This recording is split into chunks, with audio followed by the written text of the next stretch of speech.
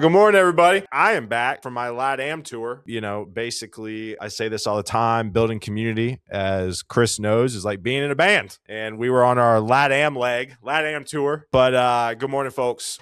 Chris is one of those guys, and it's not an excuse, but I'm going to say it anyways. A lot of people that I view as like really good friends, I never ask to come on the show because I just view them as friends and I always forget to ask. And Chris is one of those guys. And so I think you finally texted me and you were like, yo, we should do this. I was like, every time I'm like, Chris is great. Why don't I just ask? So I'm glad Chris was on me and we made this happen. This is a reschedule of a reschedule. So we're about 10 months late, to be totally frank. So I'm excited to hang out with Chris today. So Chris, let's introduce yourself. Give the people what they want. Who are you and what do you do? So who I am, it depends on who you talk to. But the name is Chris. I'm from the Metro Detroit area, senior developer advocate at TuxCare. In my spare time, I'm a competitive bass angler, competitive paintball player, and I like searching for UFOs, ghosts, and Bigfoot. All right, Chris, kind of the framework for this conversation this morning is your last job search. It was grueling, right? How many months were you kind of on the search? The last time, every time there's a job search that I'm in, we do it like a guidance counselor 2.0. Well, I think it's so good, right? I mean, I think your story resonates with everybody. This time around, it was almost 6 months. That wasn't your longest one, right? Or was that your longest one?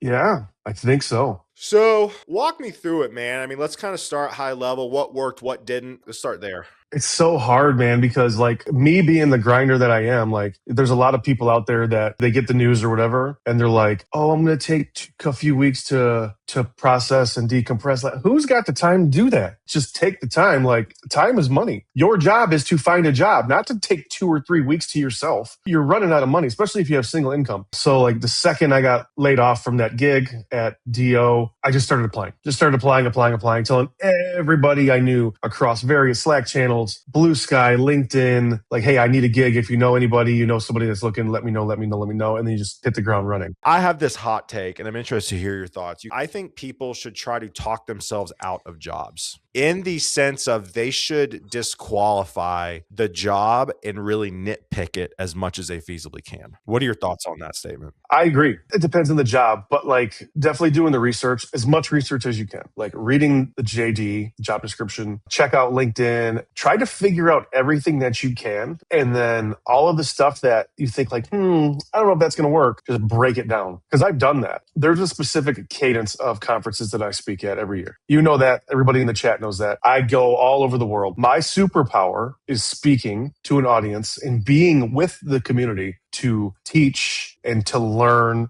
and to mentor. That is what I do. That is where I shine. And I'm not saying like I'm a shit writer or shit video person. Like I do all my own videos. I write blogs. I love doing all that. I have a background in writing. But if an organization, like if you're going through a job description and an organization doesn't have anything about conferences or like minimal conferences, start picking that apart. And then if you do have that interview, in my opinion, like what I've done just to weed things out, I was like, well, if you can't match this, then, this isn't a good fit because A, that's going to come back, probably bite you in the ass for one. And B, you're not going to get the full potential out of me as a developer advocate if you're not doing like A, B, and C according to like what your job description is. So I do agree with you on that. How have you learned in your job experience to ask good questions and to disqualify the job? Because I feel like a lot of people just want to jump into like the next thing because I know it's hard, right? Money is important, especially in today's economy. It's a whole other conversation. How have you gotten comfortable with that? Do you have any advice at all? People that have been doing the DevRel game at really high levels, like Mike and Jeremy have both been managers and directors and have built and led DevRel teams. And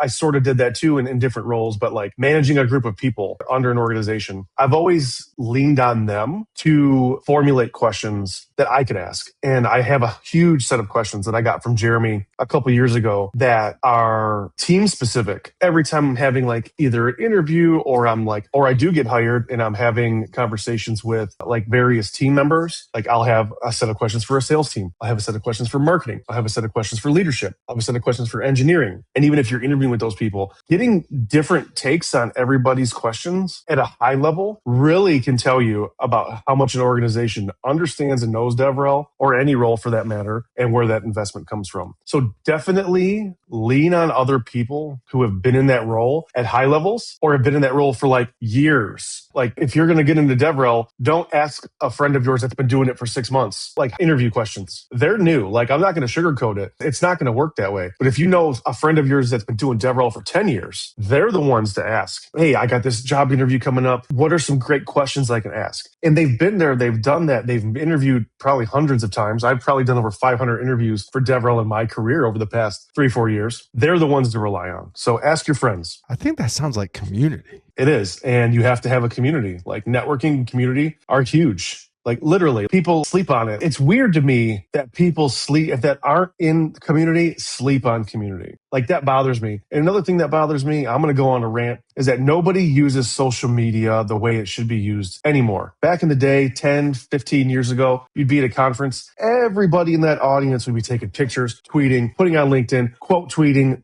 putting quotes of what you're saying, everything. Now it's a struggle to get anybody that isn't just a friend. For instance, Roxy, Nick, anybody that's in the chat that's like a friends of you and me, they'll come to the talk. They'll tweet about it. They'll post on LinkedIn, but nobody else in that audience is like privy to how this stuff works. And that bothers me. And I think that's another reason why I kind of stopped doing it, like during conference talks. Like I'm not taking pictures and like remembering what the person said and putting it in quotes and tweeting it and tagging them. Like nobody's using it anymore for what it was made to be used for. And you can say what you want, blah, blah, blah. Like I always say, it'll always be Twitter. It'll never be X. Like I'm trying to still preserve what it is. It's just not anymore. And that shit bothers me, especially when you come from like old school community. Like I've been doing this a long time and I've gone to conferences for well over a decade, and people would just tweet and tweet and tweet in every session they're in and post pictures, and nobody does that anymore. Unless it's like a big event, like a huge, huge, huge event. But like these smaller developer community focused events, like our friends are posting of us and we're posting of our friends. Like randos and strangers from the community that are in the room, nobody's doing that anymore. It's like their phone doesn't even exist. Love your rants. So I'm really big on follow-up in the job search. I feel like a lot of people like talk to people in like day one and then just like leave them alone. Did you have any sort of follow-up strategy? Did follow-up land you the job you're at now? Or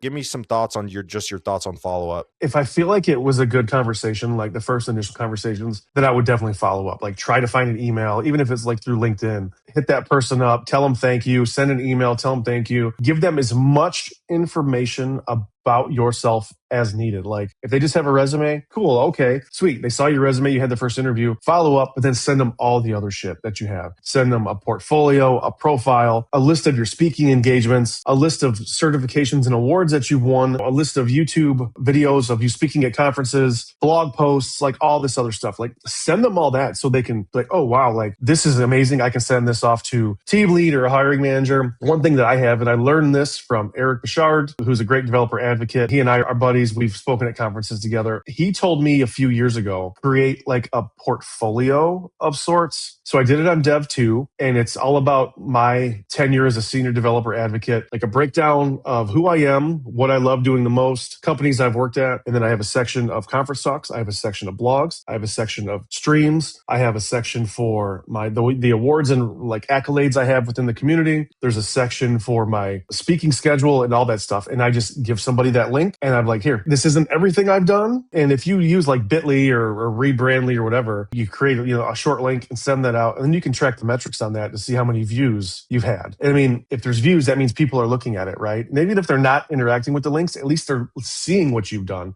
because they're just reading through it. So that's really good, like a one-stop shop. Yeah, I love that. So then let's get to the meat and potatoes of it. How did you get this job at TuxCare? So that's a great question. And after 6 months of searching, this is where community comes full circle. You know me, I speak in a lot of different various communities. Like I've been a front-end developer for 30 plus years, but I speak at Java events. I speak at .NET events. Like I try to spread myself as much as I can around the community. So I'm friends with people all over the world. In the Python community, the Ruby community, Java, .NET, it doesn't matter. And I think that's a good thing to do too. Like, don't pigeonhole yourself just to one community that you're comfortable with. Like, if you're a front-end dev, don't just be a part of the front-end community. Like, there are amazing people all over the place. And because of that, I've made a huge impact as far as I would say, I don't even know if I want to say huge impact. I don't know the impact I've made in the Java community or any other like non-front-end community because I'm not a Java developer, right? So I'm not doing talks on Java. But I know enough people in the Java community. And a buddy of mine hit me up last year.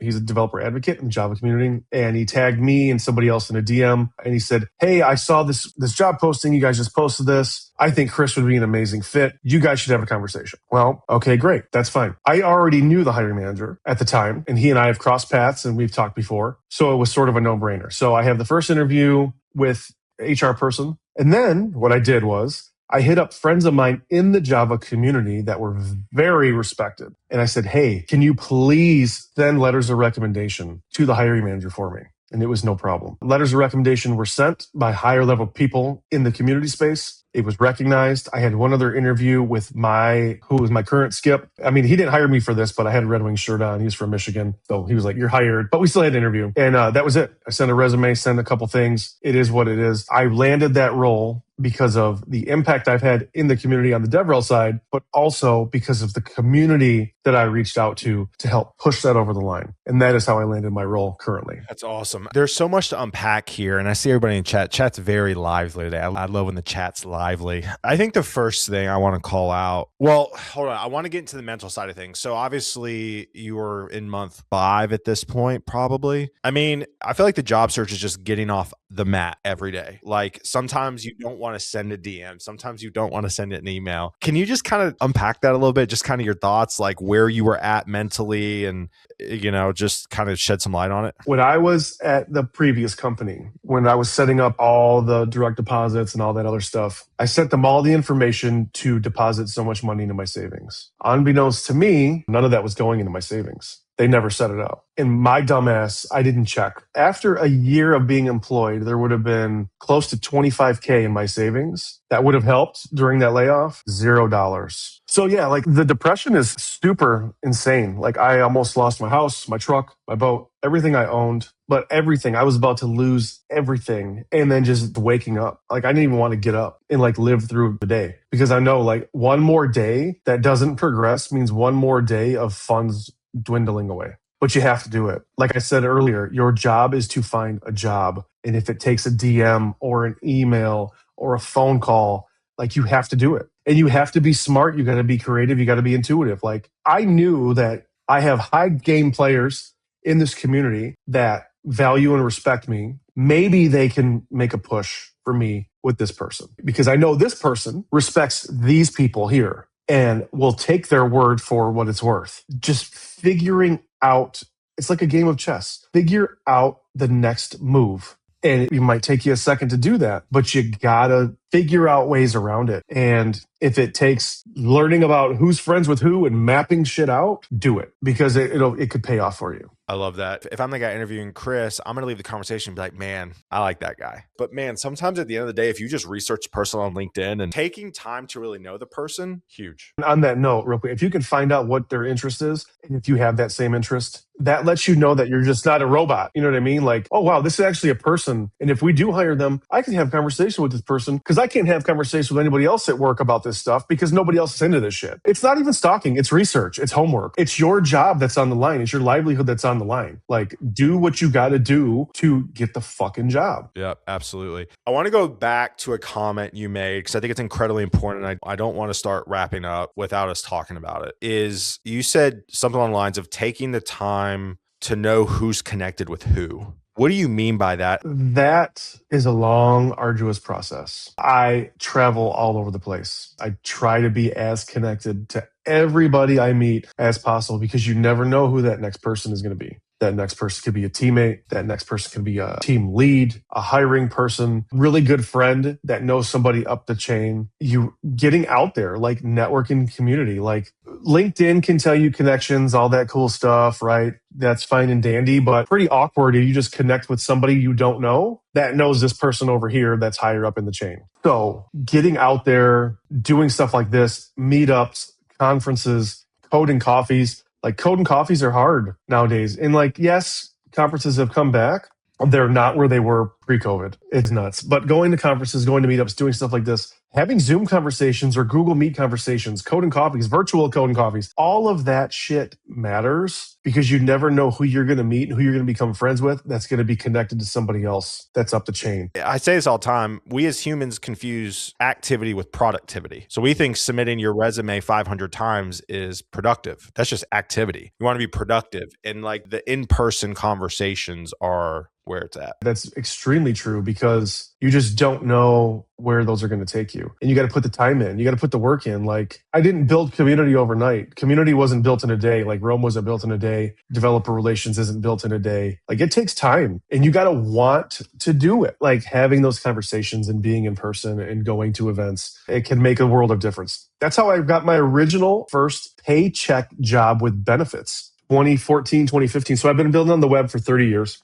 So I started really, really young. I got like a job with a paycheck without benefits in 2008. For like 12 years after I started writing code. So I got a job. I was working at Office Depot as a copy and print specialist. And I was still writing code, like freelancing, doing stuff on the side. Someone came in, they wanted some print work done, and they were asking questions about the newest version of Windows. It might have been Vista. And we were having conversations.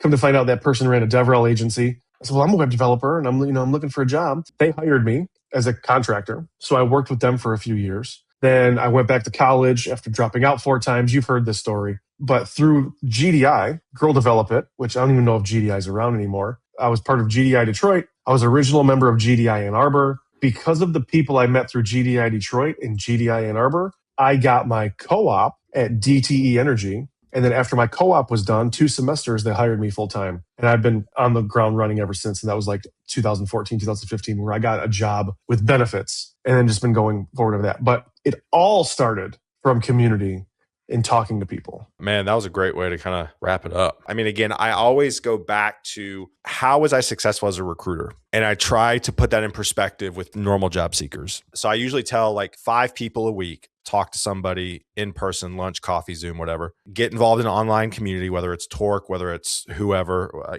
virtual coffee, whether it's, Danny's thing with CYC, whatever. Just get involved, show up online, and then go to at least one meetup a month, in person or conference. Just get in person once a month. So that's kind of my high level playbook amongst other things. So I think 5 is a good number, but like people are lazy. People don't want to go out anymore. And that's part of the reason why conferences aren't what they used to be in the United States. We're lazy. We are lazy Americans and we don't want to go out. If we can get everything virtually, why do I need to go down the street to a meetup or go to a conference here when I can see it all online? You don't build community in a camera. There you go. I love it. All right, let's wrap it up here. All right, first question as we wrap up here. Man, what's one tech tool, app, mobile app, software that you can't live without right now? Twitter.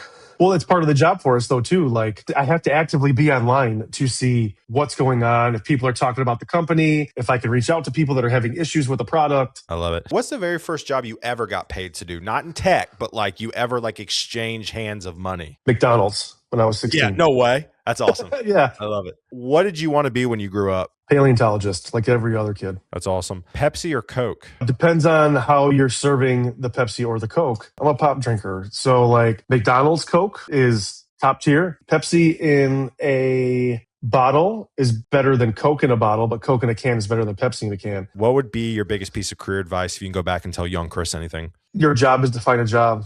Get up, do it, put the work in. Don't stop the hustle because the hustle won't stop for anybody. You got to do it. So that's my advice. If you have the means to take some time off, cool, do it. But like your job is to find a job and you need to do everything at your expense to do that, as long as it's safe. I love that. Sweet. All right, y'all. Well, please go connect with Chris. He's a fantastic follow. I will link his socials on the LinkedIn comments. Y'all have a good one. Chris, thank you, my friend. Y'all have a good one. We'll see y'all in the Torque Discord. Peace.